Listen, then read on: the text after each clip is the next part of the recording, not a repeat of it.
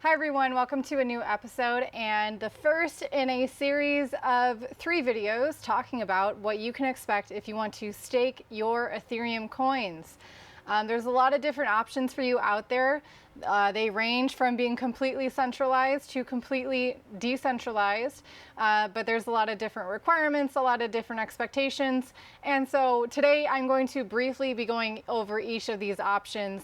And then in the subsequent 2 videos, I'm going to go over more in depth what to expect from actually using those different options. So let's get into it.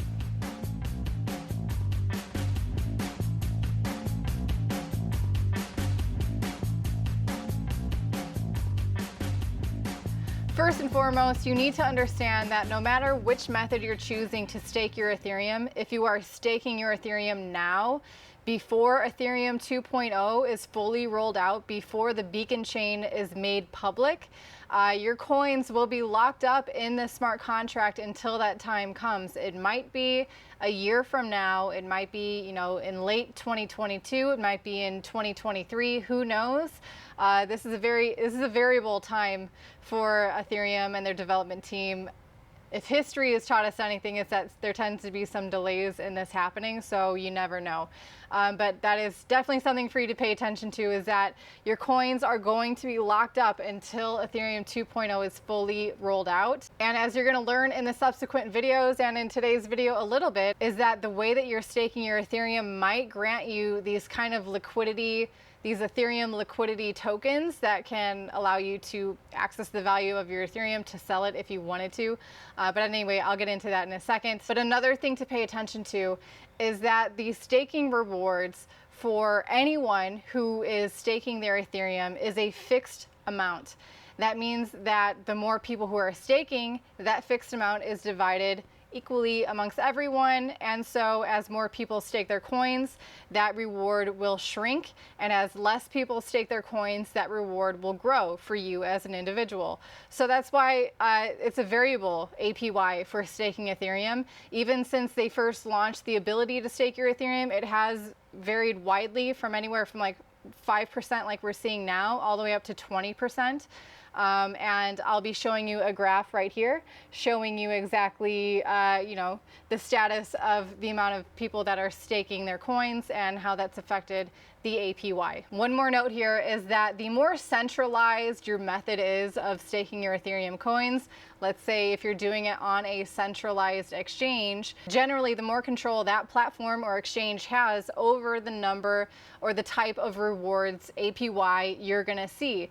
But they can try to be competitive, offer higher rates, but regardless, is eventually everyone is going to be affected by those variable rates coming to you as a validator for staking Ethereum. You're going to see this is that even these centralized exchanges have a very similar payout rate, whether you're your own validator, running your own staking node for Ethereum, whether you are delegating your coins to a staking pool, or whether you are giving your coins over to an exchange to stake them. They all have a very, very similar percentage, only varying not even a full percentage for the yearly APY. So keep that in mind. Also, you're going to notice that within this Ethereum staking series, I'm not going to be mentioning platforms like BlockFi or Celsius because these are lending platforms. This isn't, they don't participate in staking. They're not running their own staking node. They're lending out your Ethereum. So their rates may vary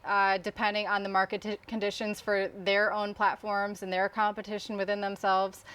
So that's why, for those of you who might be wondering, well, you can get whatever percentage if you lend out your Ethereum on this platform or that platform. I'm talking about staking here, and there's a reason why, and that's because staking Ethereum is how you can actually actively contribute to securing the Ethereum network. If you want to know what I'm talking about, I'm going to go ahead and give you a link to a video right here in the upper right hand corner that talks about the difference between proof of work and proof of stake, and specifically how proof of stake is actively inviting you to basically help secure the network. And most importantly, you need to know that how you are choosing to stake your coins will definitely affect the security and the future security of the Ethereum network. So since I am moving down this list in order from the most centralized options to stake your Ethereum to the least centralized options, we're going to go first with centralized exchanges, of course. And according to some statistics of the whole Ethereum staking ecosystem, of everyone who is staking, 29% of that market share is being taken up by centralized exchanges, with Kraken taking up 12.6% of that, Binance taking up 8.4% of that, and Coinbase taking up 4% of that. So actually Kraken is outperforming Binance, which is kind of surprising.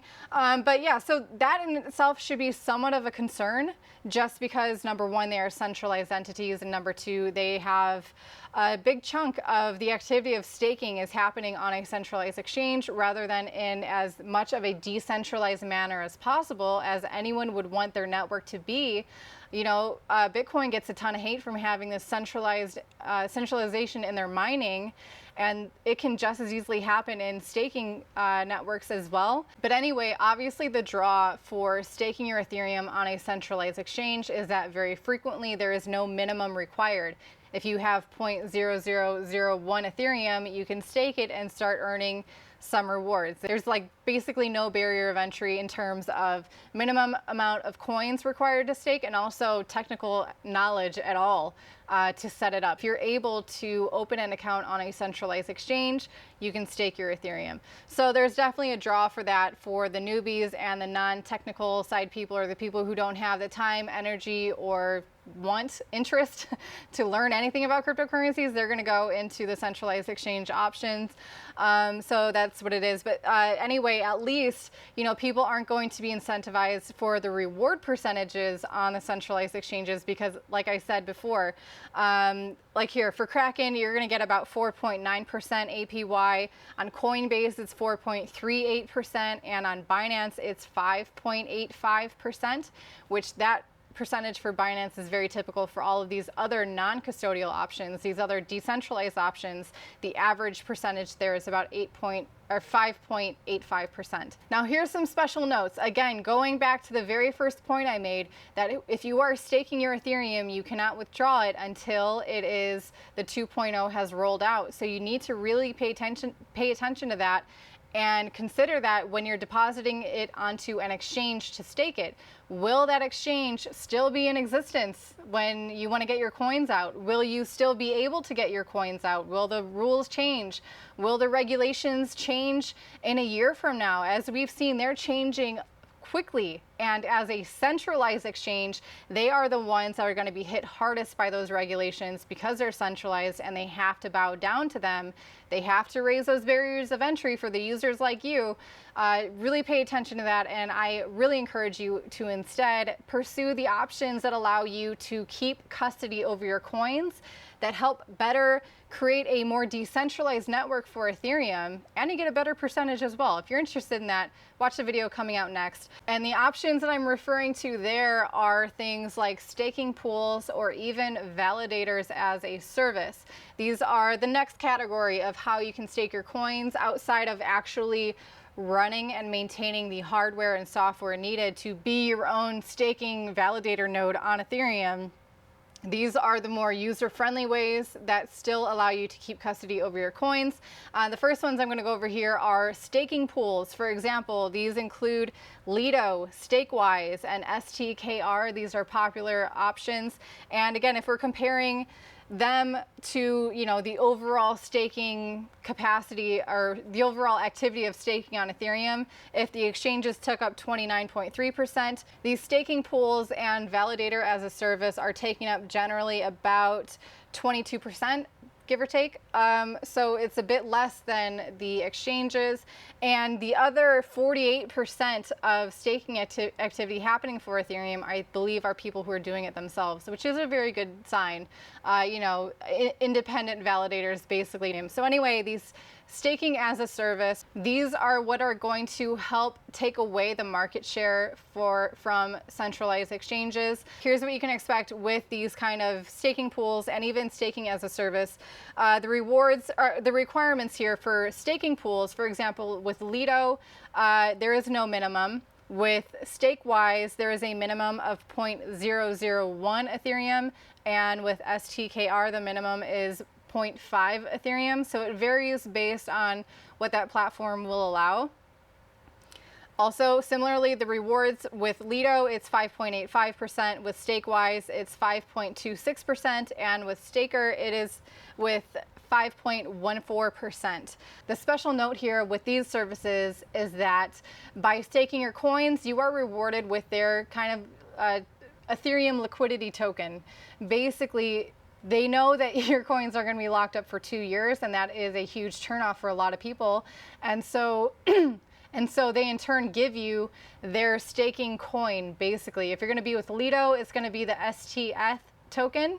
But one thing to note is that these tokens that you receive are not Ethereum. They are indeed tokens. And so if you want to interact with them and send them on the Ethereum network, you cannot use them to pay for the transaction fees. You will still need pure Ethereum, ETH, to pay for your gas fees for any transaction happening within the Ethereum network with the tokens including that. So maybe keep that in mind before you go all in with your Ethereum to stake it. I would definitely, keep some back to either, number one, realize profits if they come in, and also to be able to pay for transaction fees as they get more expensive, if they do. Now, the only thing that's really differentiating between these staking pools that I just mentioned and this new category that is Validators as a Service, VaaS, all nodes, Stakefish, and Staked. These are all pretty popular options for Validators as a Service.